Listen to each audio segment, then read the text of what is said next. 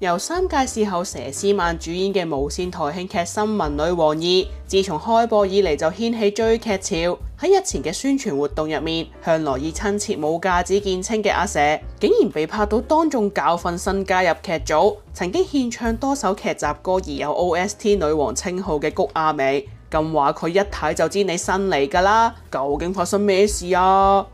影片入面，谷亞美發生劇入面因為廣東話唔準而缺乏自信嘅 SNK 實習記者小天，點知 Man 姐佘詩曼瞬間入戲。我係 SNK 實習生記者，我想問下你係咪新入嚟㗎？係，我係左邊面喎。哦，咁我喺呢邊，我即刻嚟。因為如果唔係遮住晒，睇唔到我。OK。一睇就知佢新嚟㗎啦。冇錯，我想做主播，請你指點下可以點樣行呢條路。首先你講好啲廣東話先。好，仲有咧？樣啊夠靚㗎啦。新聞知識你都有㗎啦。聰明你係有嘅，喺戲入邊啊，真人我唔知啊。同埋跟一個好嘅師傅咯，係啊，張嘉怡咪好師傅咯。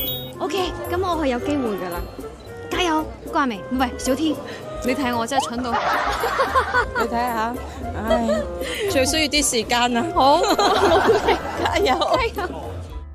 原來只係劇集宣傳啫。呢段影片被分享到社交平台之後，網民大讚兩個人喜感十足，互動非常可愛。